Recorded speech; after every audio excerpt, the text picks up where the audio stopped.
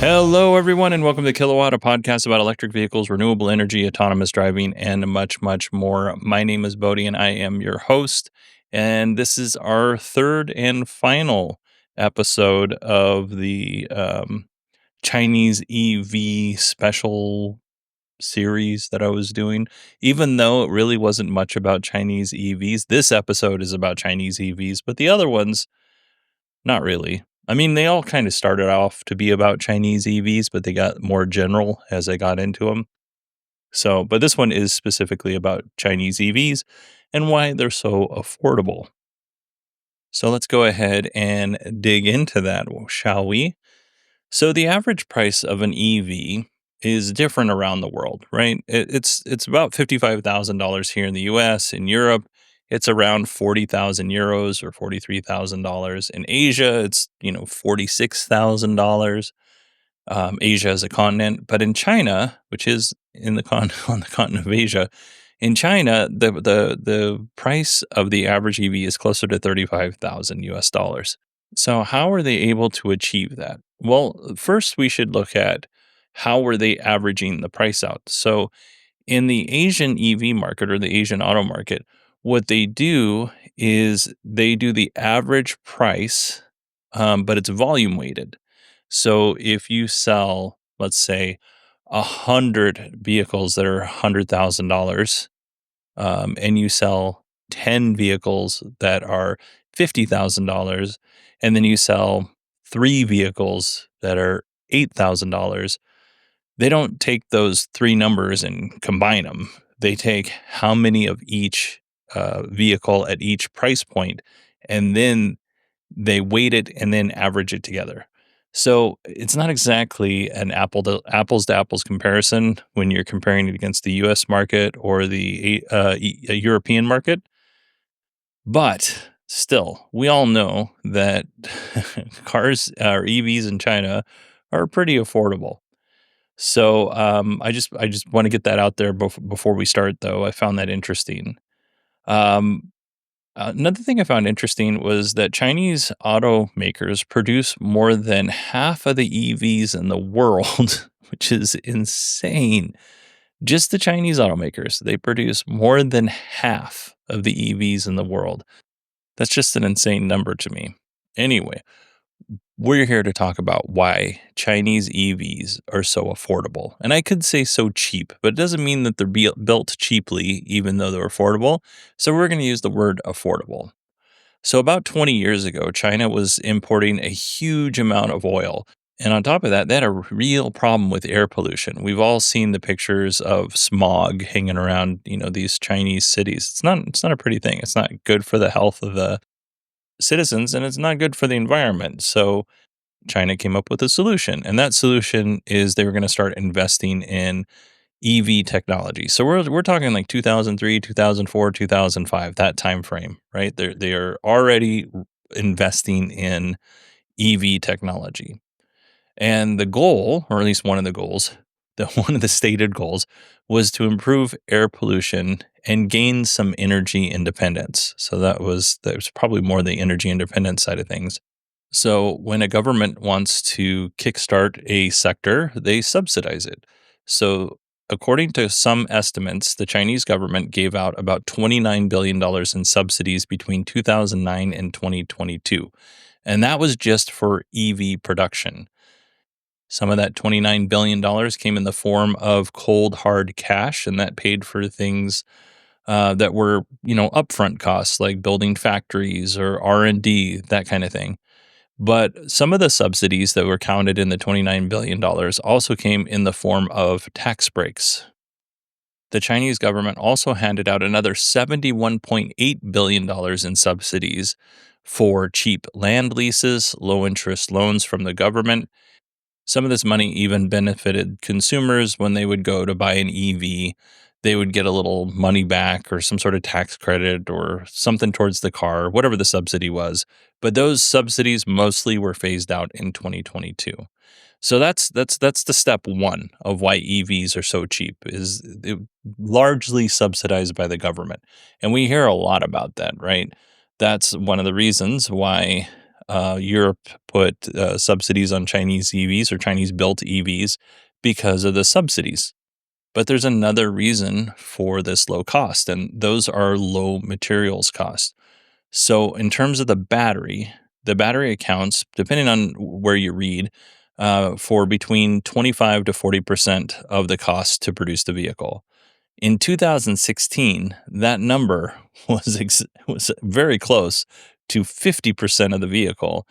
So now we're looking, 25 to 40%, and I'm sure it's closer to 25 than it is to 40%, but it's expected by 2030 that number will be 19% of the cost of the vehicle. So that's good. Battery prices will come down. 6 of the top 10 EV battery makers are Chinese companies. We have CATL, BYD, CALB, um, some other ones, Phoresis, Sunwata, and Gotion. I did not say the last 3 right at all, but the good news is I don't have to say them again, at least I don't think I do. Anyway, in the same way that China was like, "Hey, we need to subsidize this industry and prop it up with money," they also realized that they needed to secure those critical minerals needed for batteries early on, and they did. They put things in place to make Chinese EV makers and battery makers successful. Yeah, they subsidized early on. They put a lot of money into R&D. They went out and they secured contracts for the critical minerals needed, and a lot of the critical minerals that you need for a battery pack can be found in China. So that's really convenient on that side too. But they went all around the world to get this stuff. But it doesn't stop there, right? You need to refine the battery materials, and those Chinese companies we talked about earlier, which I won't butcher their names again, they were able to set up refineries to refine all the, I don't even know if that's what they're called, refineries, but they were able to put up factories that refined all this raw material so that they could eventually create battery cells, modules, and battery packs. So that's part two of why Chinese EVs are so affordable. Next, we have economies of scale. Remember when I mentioned that Chinese EV makers produce more than half of the EVs in the world? Well, they're able to spread that cost of R&D, factory cost, mining, whatever else they have to pay for to build a car. They're able to spread that over a greater number of vehicles, which reduces the price of the vehicle. That's how economies of scale works. The next thing is supply chain. So the good news is for these Chinese EV makers is a lot of the supply chain happens to be in their neighborhood. If they are looking for somebody that makes this specific chip, it's probably somewhere on the Asian continent that they can get this from. They don't have to ship it around the world, right? It could literally be to them in a few days, depending on where it's located and where the automaker's factory is. So that lowers transportation costs, it lowers logistic costs, it minimizes delays. And because some of these companies build so many EVs, they can negotiate better prices and they can even pre-buy inventory, which depending on how much this supplier is able to produce, they might buy it all up and nobody else can use that particular supplier. So they got to go somewhere else. And maybe that supplier is the best at what they do. Anyway, the whole point is having your supply chain or a lot of your supply chain in your backyard is going to reduce costs.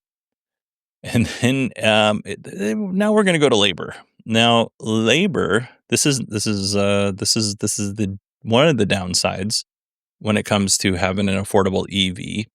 In 2023, BYD had a job posting in their factory, and that job posting had a base monthly salary of 2,361, which is right around $324 a month. It sounds like Chinese EV makers do something that's a little bit different, or at least Chinese companies maybe do something that's a little bit different when they hire. They give you the base salary and then they give you the estimated monthly income for that position. And the estimated monthly income for that position was 5,000 to 7,000 won a month, which would be $686 to $910 a month. Hourly, that works out to somewhere between $1.92 and $4.27, depending on how many hours worked and how much money and all that stuff. I found another article that said the starting hourly wage for assembly line workers is right around 420, or excuse me, $4.20 um, an hour. So not a lot. If you're like, well, in China everything's cheaper, that might be true, but the average monthly wage in China is 11,300 won, which is about $1,400. So the labor side of this is a little problematic for me. So that leads us to competition. According to CNN Business, there are 200 EV manufacturers in China.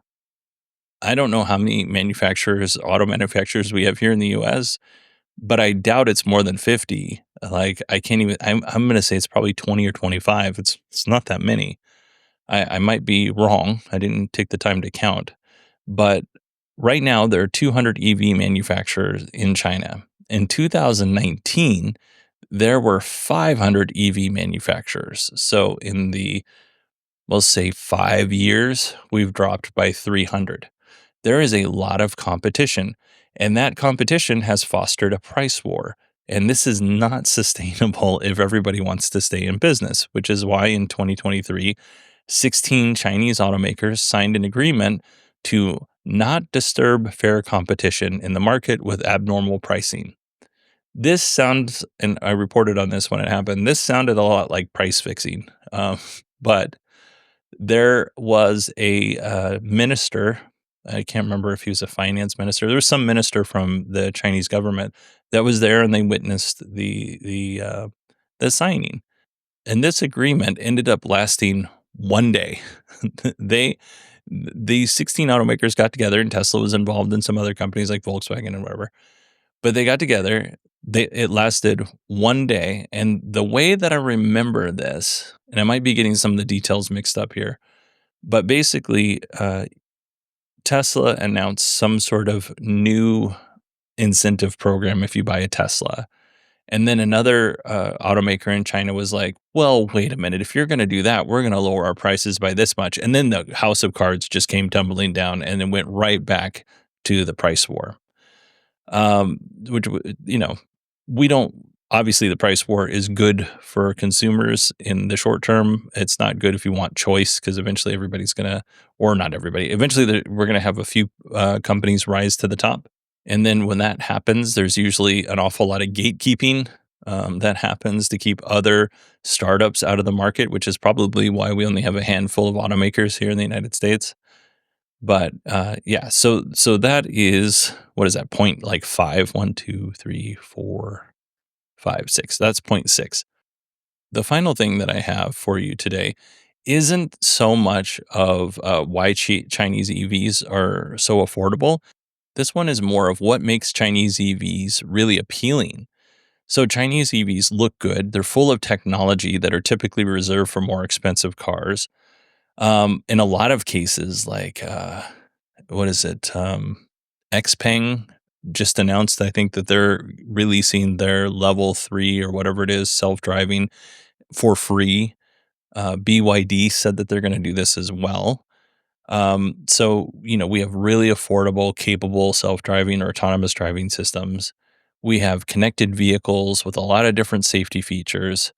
And it's not just the features that you can see, it's the kind of things that you won't notice immediately. Like, the cars tend to ride really nice and handle really nice, especially when you consider what you're paying for them.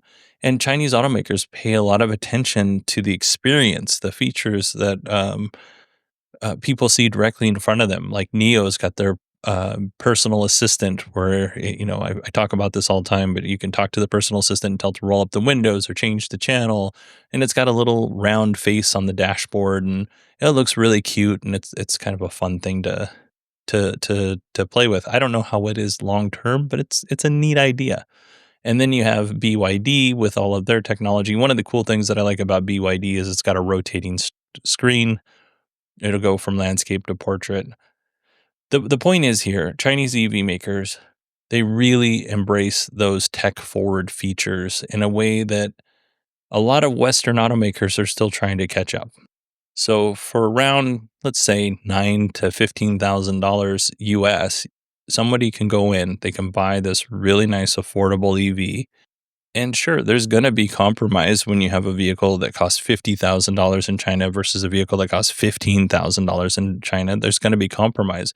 But I would argue that the people who can afford a $50,000 car in China probably wouldn't go down to the price point of $15,000 for their personal vehicle. They might. There's very frugal people out there. But I think most people are going to buy a car that meets their needs without breaking the budget. Now, I know, and I have plenty of friends that have bought cars that more than meet their needs and also more than break their budget. But a reasonable person might say I can afford a $50,000 EV, but I'm going to spend $40,000 and I'm still going to get a really nice EV, and you're going to get a really nice experience. But even if that person who's going to buy the $50,000 EV or could afford the $50,000 EV went and bought a $20,000 EV or a $15,000 EV, I don't think they're going to be disappointed by the experience. There might be other things that they're disappointed by, and there are probably too many to mention at that right at the moment. But you get my point. You want to buy a car, and you don't want to feel like you have gotten something that's lesser than. And I don't think you're going to do that with a lot of Chinese EV makers. Again, you're still going to compromise, but you're going to have some things that smooth over that feeling that you compromised. All right, everybody, that is it for me today. I hope you all enjoyed the 3-part series on Chinese EVs. That really wasn't about Chinese EVs. It was kind of more just about EVs, and the last thing was kind of about Chinese EVs. But I really hope you enjoyed it. I have all of my sources in the show notes if you want to go back and review my work and give me a fact check. I'm always happy for that to happen. You can email me. It's Bodie, BODIE, at 918digital.com. And you can also find me on X at 918digital. And if you like what I did this month and all of the hard work that I put into this episode in January, February, and March, and even some of December, go to patreon.com/kilowatt or supportkilowatt.com and become a patron. For as little as $1, all the ads go away. And that dollar number used to be a very popular tier, and a lot of creators have done away with it. I have not. I'm keeping the dollar for as long as I can afford to. So patreon.com/kilowatt. If for some reason you're not a fan of Patreon, you can go to Acast Plus and sign up there as well and get an ad-free experience. All right, everybody, I hope you all had a wonderful week, and I will talk to you next time.